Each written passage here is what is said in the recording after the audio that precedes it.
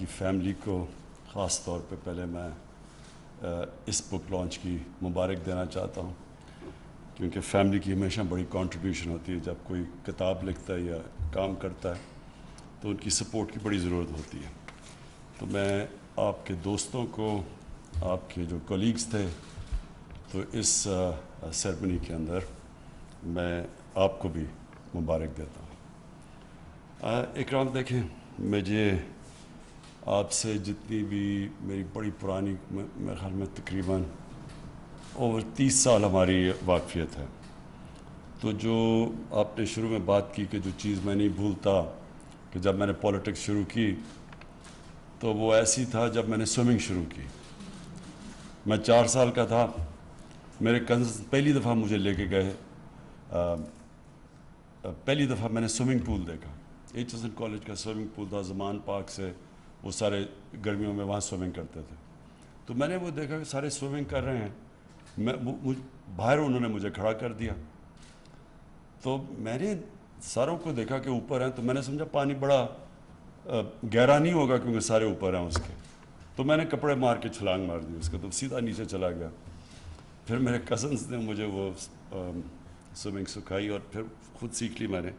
تو پالیٹکس بھی ایسی تھی، مجھے کوئی آئیڈیا نہیں تھا پاکستان کی پالیٹکس کیا، نہ میری کوئی فیملی پالیٹکس میں تھی، نہ میرے لوگ تھے جو پولیٹیکل تھے. میں انٹرنیشنل پالیٹکس سمجھتا تھا کیونکہ میں نے یونیورسٹی میں پڑھی ہوئی تھی پالیٹکس. لیکن پاکستان کی جو پالیٹکس کی جو پیکیولیرٹیز تھیں بڑی، یعنی ہماری ہر ملک کا ایک کلچر ہوتا ہے، تو مجھے کوئی آئیڈیا نہیں تھا اس کا. تو اسی طرح میں پالیٹکس میں آیا. تو مجھے جو یاد ہے کہ آپ نے مجھے ایک اپنا گارڈ پرووائڈ کیا پہلی دفعہ جب میں پالیٹکس میں آیا. کیونکہ پاکستان میں یہ تھا نا، جب آپ چیلنج کرتے ہیں، اور میں نے دونوں کو چیلنج کر دیا، یعنی وہ دونوں نے مجھے باری باری کوشش کی کہ میں ان کو جوائن کر جاؤں، ایک طرف پیپلز پارٹی، نون لیگ، اور دونوں کو میں جانتا تھا. بے نظیر میرے سے میری دوستی تھی، اور نواز شریف کو آپ کو پتہ ہے اس کو کرکٹ کا زیادہ شوق تھا، بائی چانس پرائم منسٹر بن گیا. تو میں کیونکہ پرسنلی ان کو جانتا تھا، تو دونوں نے بار بار مجھے آفرز کی. تو میں تو آیا ہی ان کی کرپشن کے اگینسٹ تھا. تو اس لیے پھر میں نے دونوں کو ایک وقت پہ چیلنج کیا، اور پھر وہ ہوا جو میں نے پہلے چھلانگ ماری تھی پانی میں، سیدھا نیچے چلا گیا. تو تب آپ نے مجھے ایس ایم ایس کا آپ کا گارڈ پرووائڈ کیا، مجھے یاد ہے. اور ہمیشہ آپ کو فکر رہی کہ اس کو، یہ سارے مافیاز کے سامنے ایک ہی وقت پہ کھڑا ہو گیا تو اس کو ضرورت ہے گارڈ کی. تو وہ تو ایک سائڈ تھی. دوسری جو آپ کی رائٹنگز ہیں، دیکھیں آپ کی رائٹنگ میں 2 چیزیں جو مجھے بہت پسند ہیں. ایک کہ آپ کی رائٹنگ ہمیشہ اس میں پیٹریاٹزم نظر آتی تھی، ملک کی تکلیف، ملک کی درد نظر آتی تھی. آپ جب لکھتے تھے تو وہ اس طرح ایک انسان لکھتا ہے جس کو ملک کی تکلیف ہے، اور وہ سمجھتا ہے کہ ملک بہتر کر سکتا تھا، ملک اپنے پوٹینشیل پہ نہیں پرفارم کر رہا، ملک میں خامیاں، اگر یہ خامیاں دور ہو جائیں تو ملک بہتر ہو جائے گا. تو یہ کنسسٹنٹلی آپ کی تھیم رہی ہے. اور یہ مجھے ہمیشہ اس لیے پسند ہے کہ دیکھیں، میں اگر کرکٹ سے دیکھوں کہ کرکٹ میں 21 سال میں انٹرنیشنل کرکٹ کھیلا، تو 2 ٹائپ کھلاڑی ہوتے تھے کرکٹ میں. ایک وہ جو اپنے لیے کھیلتا تھا، اور ایک جو ٹیم کے لیے کھیلتا تھا. ہمیشہ ٹیم ڈسٹنگوش کرتی ہیں ان مختلف ٹائپس کے اندر. جو اپنے لیے کھیلتا ہے کبھی ٹیم اس کی عزت نہیں کرتی. میں نے جتنی بھی اپنے کریئر میں دیکھا، جو عزت کسی کی ہوئی، جو ٹیم رسپیکٹ کرتی تھی، وہ ٹیم پلیئر کی تھی جو ٹیم کے لیے جان مارتا تھا. اسی طرح قومیں ہمیشہ ان کو یاد رکھتی ہیں جو قوم کے لیے درد رکھتے ہیں، جو قوم کے لیے کوشش کرتے ہیں. اپنے لیے تو انسانی تاریخ میں کتنے لوگ آئے، اربوں پتی بن گئے، پیسے بنائے، باہر پیسہ بھی لے گئے، اپنے لیے جیے، تو کبھی بھی قوم ان کو نہیں یاد رکھتی. اور جو ہمارے انڈین سب کانٹیننٹ کے اندر جو ٹریڈیشن ہے، جو صوفی ٹریڈیشن ہے، آپ دیکھیں کہ اگر ہم یہ گیون ہے قرآن کے اندر کہ عزت اللہ کی طرف سے آتی ہے، یہ ہمارا ایمان کا حصہ ہے. تو آپ دیکھیں کہ یہ جو ہمارے بڑے بڑے بزرگ تھے، داتا صاحب، بلے شاہ، بابا بلے شاہ، بابا فرید، ابھی بھی لاکھوں لوگ ان کو جاتے ہیں سلام پیش کرنے کے لیے. تو کیا وجہ تھی؟ کیونکہ وہ انسانیت کے لیے آئے تھے.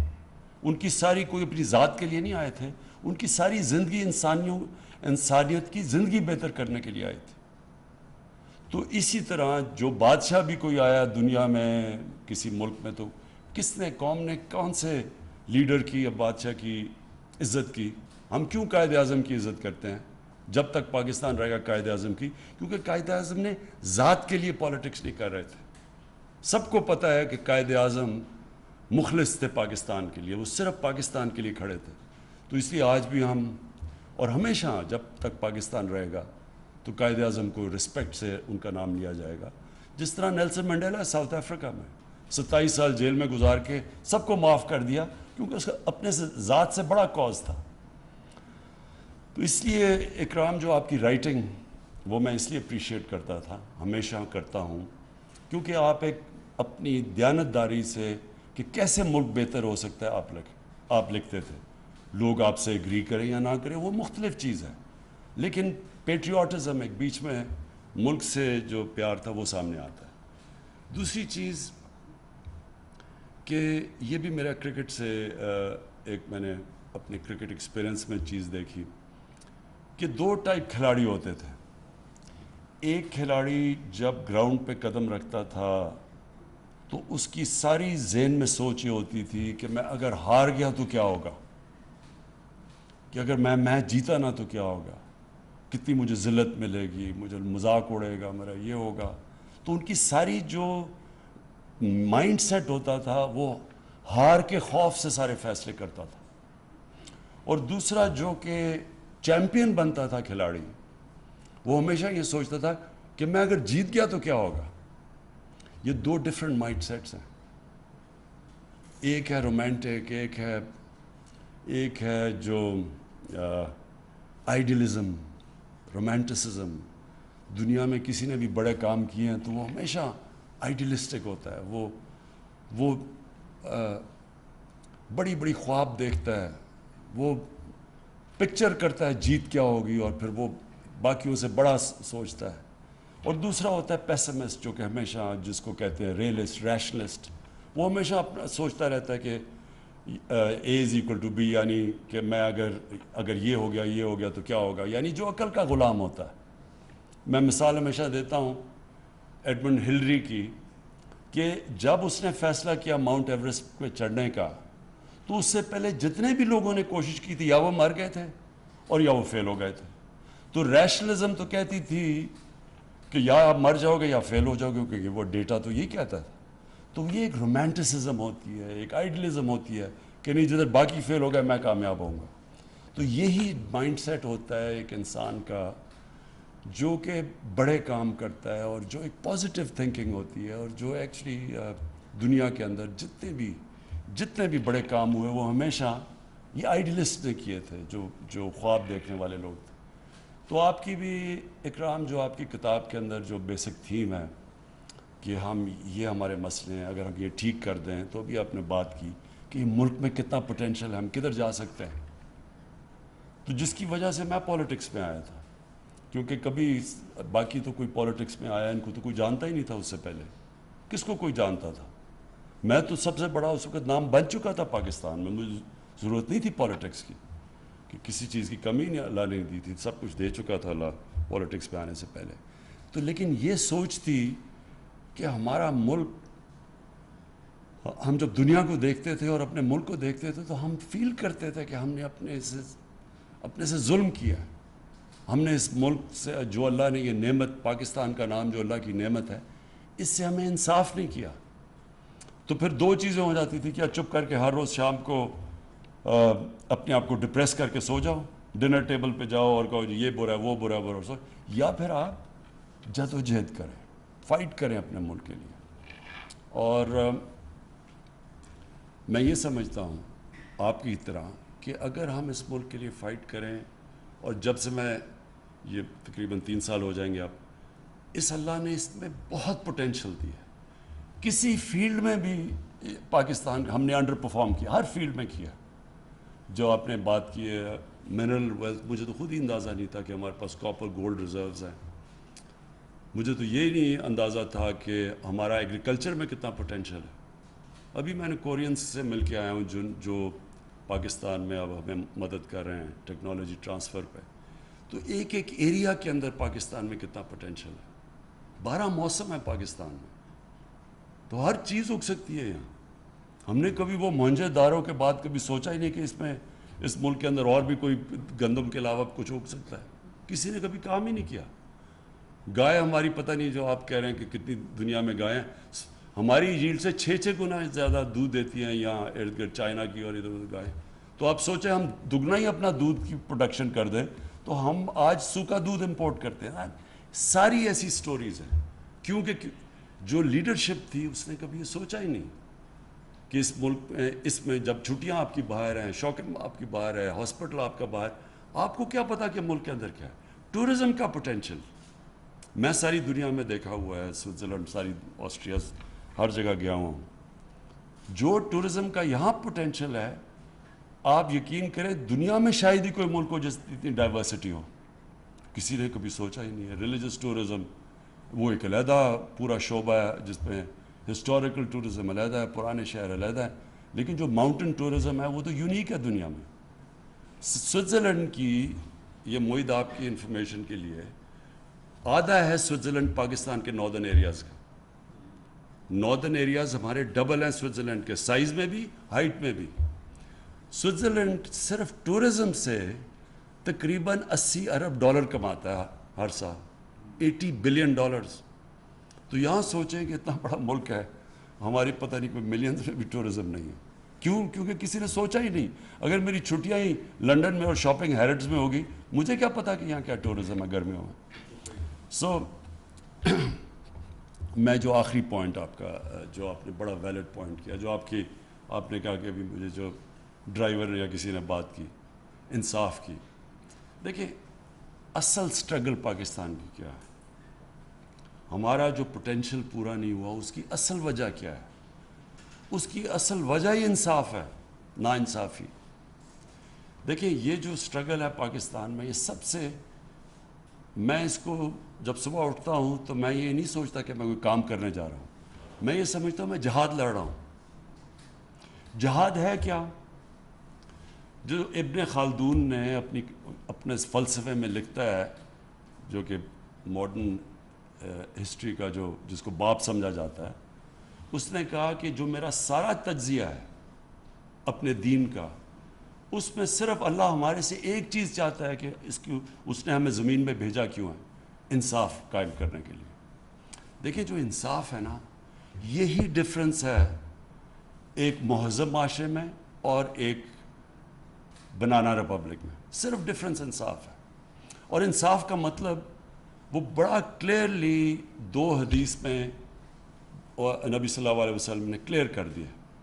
بڑی قومیں تمہارے سے پہلے تباہ ہوئیں, جدھر طاقتور کے لیے قانون اور کمزور کے لیے دوسرا, یعنی جدھر ناانصافی.